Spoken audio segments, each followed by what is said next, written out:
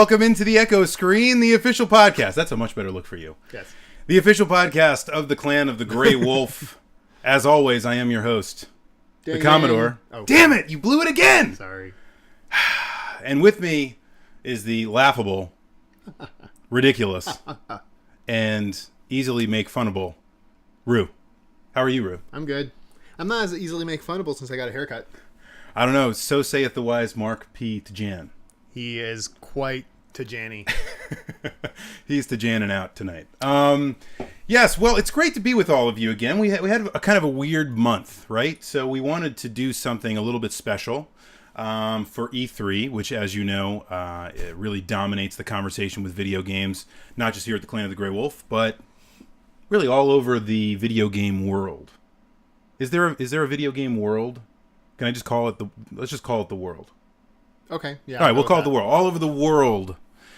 So pretty much everything that we do, really focuses around E3 this time of year. So we figured we'd do a little bit of adjusting on the schedule to, coordinate around E3. Rue's going to be at E3. There's going to be a little bit of coordination we needed to do. So we figured, why not do an Echo Screen live before E3? And after? And right after E3. We're going to milk this. We're just going to take everything, all of it. Those teats. Keep doing this. No, I won't do that. Keep doing that. I won't. Oh, You're going to use that in some video someday. Yep. And I'm going to be very embarrassed. In any case, so we are going to talk about E3 today. That is the topic du jour. Uh-huh. It's the soup of the day. That's what I hear. I'll have that. But we're also going to talk about news, which we always do as well. That's the way we'll kick the show off. And then we will get to everyone's favorite portion of the show. The part portion? Part. That's perfect. Of the show? It's perfect, Mr. Host. Thank you. The question and answer section. And about how you need a faux hawk. I need a faux hawk? And acquiring a Game Boy Micro system with Mother 3. I don't want to do any of those things. In any case, and the faux hawk my hair just ain't gonna look right.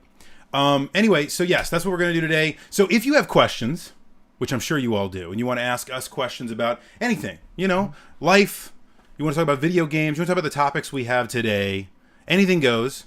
Can't promise you we're going to answer your question, but please send a personal private message here, as you can see in the chat now. Yes. As Rue's posted in the chat. And so we're especially taking your predictions for E3 this year, and we're going to tell you how ridiculous they all are. We're going to start with... And why you're wrong and stupid. Yes, exactly. We started taking these predictions last yesterday. In the comment section, so we'll start there and work our way forward. So, if you want to private message us, we'll maybe get around to your comments. See, the funny thing is when you private message us the comments, we can skip ones we don't like. Aha! The It's funny. Power. It's funny. Yes. Yes, and it's all a part of our ability to control everything. Let's talk about politics. Let's talk about politics. Okay, so... No, I don't want to talk about politics. Let's talk about Australian Stop. politics. We're not doing that. You know what's crazy about those Australians? Nope. Wallabies. Nope. La, la, la, la, la, All right. la, la. We got 16 minutes to talk about news. Go with great news go. and ready. Go. Go. All right, so some of the news items I was going to talk about were, and I quote, well, wait, I don't really have a quote for that. But I do want to talk about the issues going on at 38 Studios. How many studios closed down? 38? I thought that was a fun That's a good joke. I enjoyed that. That's good. It's even better when it's sitting there as a title for the whole news segment. So the news of merit this week is that 38 Studios... actually, it's kind of sad. It is kind of sad. Laid off very its sad. entire workforce. How many people work for 38 Studios? Well, including the wholly owned subsidiary, which was... What was the name of the studio? Big Huge Games. I think it was about 400 people. So which explains why they needed like $78 million to work, supposedly. Listen, I've said this time and again, guys, and this is what it's all about. This is why we're talking about the news. If you're going to develop a video game and you're worried about spending money and beefing up on staff, the worst kind of game you can make is an MMORPG. It's the worst game you could possibly try to make. And they were still a year away from releasing their big game. That's exactly my point.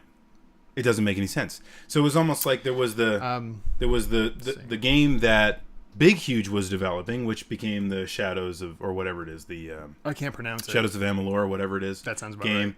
And then you take that, and yes, this is Kurt Schilling's company. and that was supposed to haven't been seeing in the news. Kurt Schilling is a co-founder. It was a He's the face. He's the face. The public face. 38 Studios is a reference to his number. Yes, it is. Pitching. Right. So, yes. And they bought big, huge games. But the point is, if you're going to make one of these freaking games, why would you make an MMO? But it was supposed to be bankrolled by this Shadows of Empire game, which apparently sold very, very well. Mm-hmm. I was actually surprised how well it sold. Actually, I've never played it, but I saw it got pretty good reviews too. Exactly. You know, I think, it was. I think people generally thought it was a good game. I think if that game did not come out few months after Skyrim, I bet it would have done pretty well. Oh, well, yeah. But the problem is, everyone was looking at the game going, well, is it Skyrim? And people say, no, it's not Skyrim. Okay, then I don't want to play it. Yes. Anyway. But as JSC 315 points out, yes. The reason this is really big news, and you see it like in actual news, is that the company got wrapped up in a bunch of tax incentives and so forth by Rhode Island. Yes. And now Rhode Island's pissed about it. Yeah. Even though it's their pretty much boneheaded idea to begin with, and now they're all out on the line, and they're going, well, this wasn't a great investment process.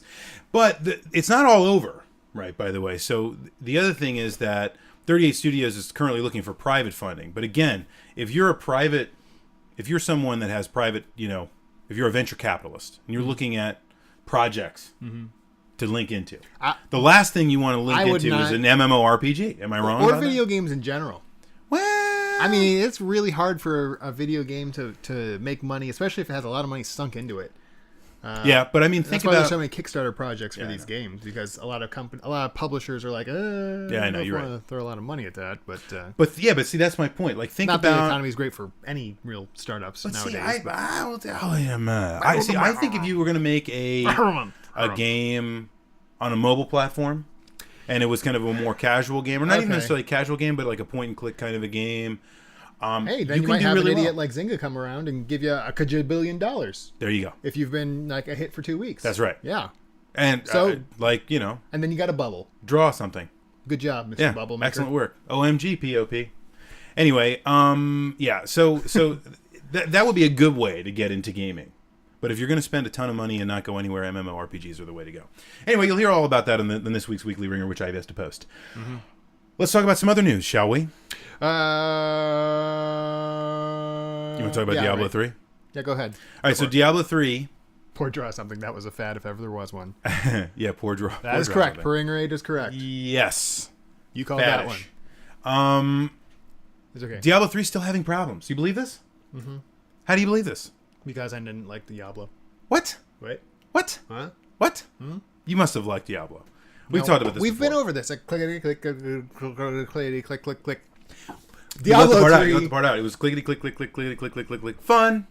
No, I never got that last one. Clickety, click, click, click, click, clickety, click, click, click. Fun, fun, fun. Anyway. Diablo 3, more like Board 3. Am I right? No, you're not right. No. Gosh, it hurts my soul. Okay, go over the new problems. The problems that they're having now, well, they're still having problems with people being authenticated during the busiest times, right? Which is great for your single-player game. That you need to be online to play. Look, I still have no problem with that. I know we've been over this before. I still don't have a problem with that. Whatever. But that's not the big issue. Now, they have actually shut down the Real Money auction house and are really working feverishly overnight to try to fix the very broken game. The very broken Fake Life auction house or in-game auction house. Would this be different from Second Life? Yeah. Remember that game and how everyone on NPR thought it was the coolest thing ever, but no one ever really played it? No. No one ever played it. I played for a little while. Are you serious? A week. Second Life. Okay, I didn't play for a week. I had it for a week. You're thinking of WoW. I had it on my computer for a week. Okay, that's better. Yeah. I might have spent a grand total of 2 hours in that game. I would play Diablo 3 if it was more like Super Mario 3. Most of the time it was just flying around like this. Like that was the whole experience of Second Life. No, it's what you do. When you go to fly, it picks you up. And I have no idea why that game. Well, it's not really a game per se. It's more like a Second Life, and it's just not very good, and it wasn't very fun, and it's not like Diablo, which was fun. It was. It wasn't very good. I played Second Life for an hour, and then I shot my foot, says the Onion Knight. I started reading that, and I thought it was going to say, and then I took an arrow to the knee. And then I took an arrow to the knee. But that meme is so bad. Yeah, that's old. That's so 2 months ago. That's so Skyrim. Anyway, so, Diablo 3 is still having problems, and I think people are starting to get a bit aggravated, and it's not just the people that are right off the top, I bought this game and I can't play it. I understand that kind of a thought, but the idea of the game really not being done / not being supported when it comes out, to me, is a little bit alarming. This game has been in development for 11 years. Freaking ever. Mark Peach Jan brings up a secondary issue here, though. Okay. Online always consoles? Realistic / unrealistic?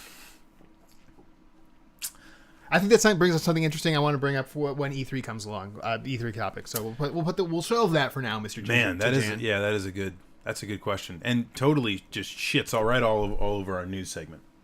Because now I'm all I'm thinking about. That. Yeah, I'm thinking of that completely. Okay, so wasn't there another news item? Yes, wrapping up the Diablo 3 stuff. It's still got a bunch of crappy bugs. Yeah, and problems. And I don't understand why. But that's anyway. Neither here nor there. A little bizarre on Blizzard's part. A little Blizzard. That's a little Blizzard. It's a little Blizzard. Yeah. That's a good one. We should coin that term. Yeah, we should coin that term. That's a term we should coin.